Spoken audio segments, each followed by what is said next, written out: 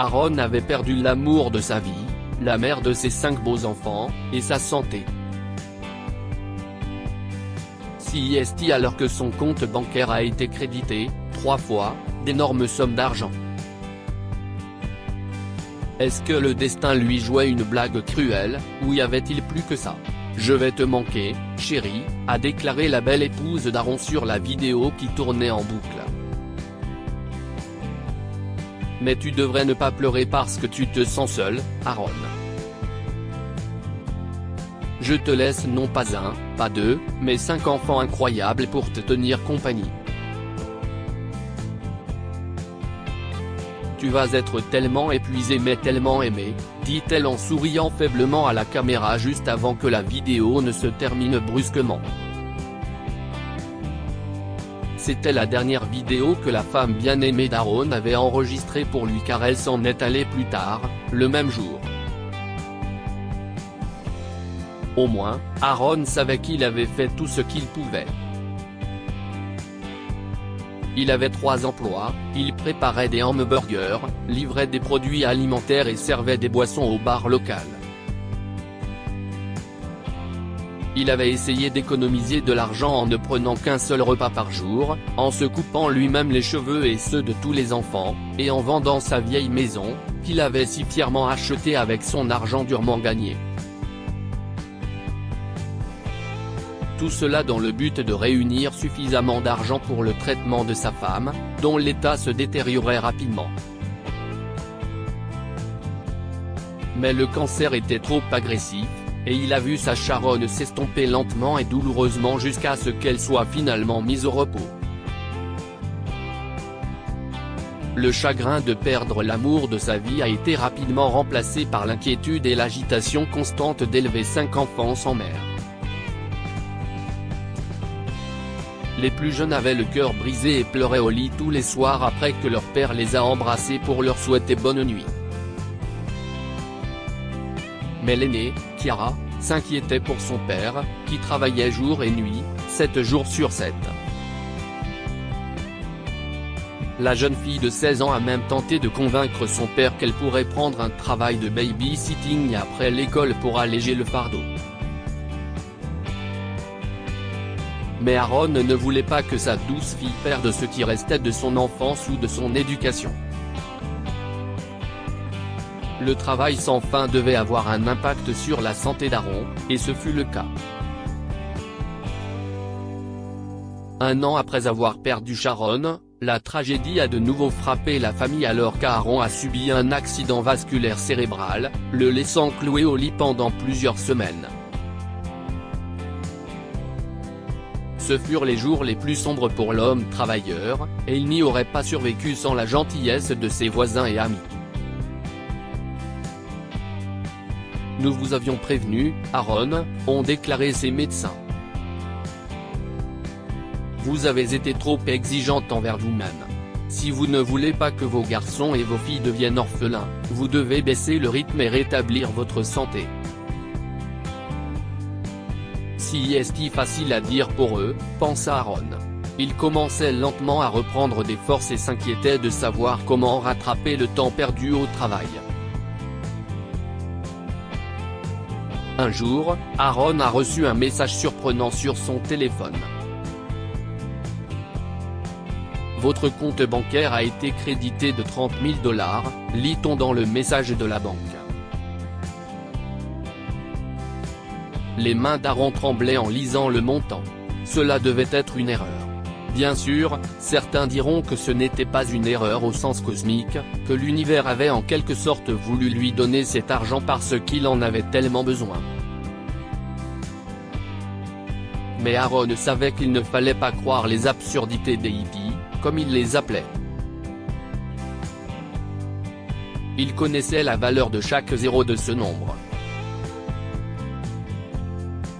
Cet argent est le sang et la sueur de quelqu'un d'autre. Je n'ai aucun droit de le réclamer, même si je n'ai plus besoin qu'eux. Soupirant de la cruelle plaisanterie que le destin lui avait jouée, il a appelé la banque. Ils lui ont donné les coordonnées d'une femme nommée Allison, qui a transféré l'argent. Aaron a contacté la femme, qui avait l'air d'avoir pleuré. Il n'a pas demandé pourquoi, car il n'avait pas besoin de le savoir. Il savait juste qu'il devait renvoyer l'argent à cette femme troublée. Dans l'heure qui a suivi, l'argent qui était tombé comme par magie sur ses genoux avait disparu, dans les mains de son propriétaire légitime. Si est ça. Maintenant, à mon tour d'agir, pensa Aaron sans aucune note de regret. Au contraire, voir cette somme créditée sur son compte l'avait étrangement motivé.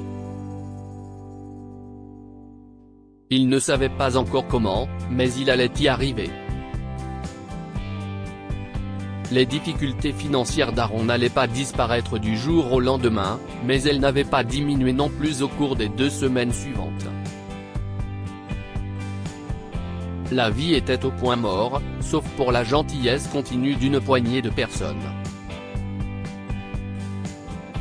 Et un étranger qui ne s'était arrêté que pour prendre un verre d'eau, mais qui a fini par avoir une profonde conversation avec lui l'autre jour.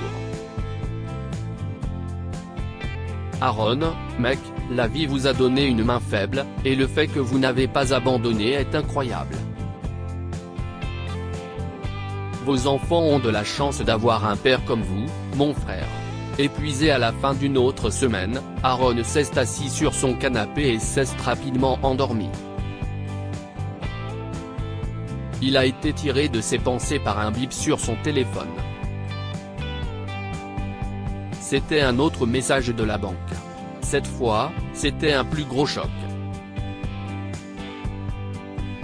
900 000 $. À qui est l'erreur cette fois ? A déclaré Aaron. Il s'est tenu la tête dans sa paume et a soupiré. Ah. Encore un rappel de l'argent que je n'aille pas. Il semblait que la même femme avait répété son erreur, mais, cette fois, avec une somme d'argent faramineuse. Vous devez faire attention, Madame Allison. Cette fois, vous avez transféré 3 fois la somme par erreur, avertit Aaron à la femme au téléphone. Oh, ce n'est pas une erreur, mon frère. C'était la voix d'un homme à l'autre bout de la ligne. Et sa voix semblait très familière. Si estime-moi, Fred. L'homme qui est venu au bar l'autre jour pour un verre d'eau. Vous allez vouloir vous asseoir pour la suite. Il s'est avéré que Fred était le mari d'Allison. La première fois, Allison avait transféré par erreur 30 000 $ à Aaron plutôt qu'à un partenaire commercial qui concluait une affaire. Elle pensait que l'affaire tomberait à l'eau à cause de son erreur. Mais grâce à l'honnêteté d'Aaron, elle a pu récupérer l'argent et conclure l'affaire. Heureusement qu'elle l'a fait. Parce que si ça n'avait pas marché, Allison n'aurait eu aucun moyen de payer l'opération du genou de son mari alité. Si estime-moi. Lorsque Fred s'est remis de son opération, la première chose qu'il a faite a été de trouver où vivait cet homme d'une gentillesse inhabituelle. Je devais voir par moi-même qui vous étiez. Et quand je l'ai fait, quand j'ai entendu votre histoire et tout ce qui concerne vos enfants, j'ai su que je devais vous rendre votre gentillesse. Grâce à l'affaire que vous avez aidé à conclure, ma femme et moi étions dans une position idéale pour le faire. Aaron était sans voix. Pour la première fois, il croyait que c'était l'univers qui jouait.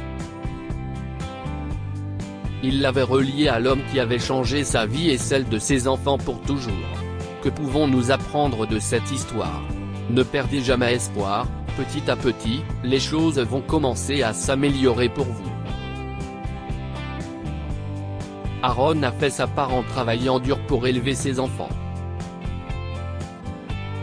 Et lorsqu'il a touché le fond, l'univers l'a mis en relation avec l'homme qui allait soulager ses problèmes. Votre honnêteté a une importance que vous ne pouvez pas toujours mesurer. Aaron a choisi de ne pas réclamer l'argent qui avait été accidentellement crédité sur son compte. Il a fini par aider un parfait inconnu, qui lui a rendu l'appareil d'une manière bien plus importante. Partagez cette histoire avec vos amis. Elle pourrait égayer leur journée et les inspirer. Si vous avez aimé cette histoire, vous aimerez peut-être celle d'une grand-mère qui n'a plus un sou pour élever seul son petit-fils et trouve un jour 110 000 $ sur son compte en banque. Abonnez-vous à Mon Mama sur Google News.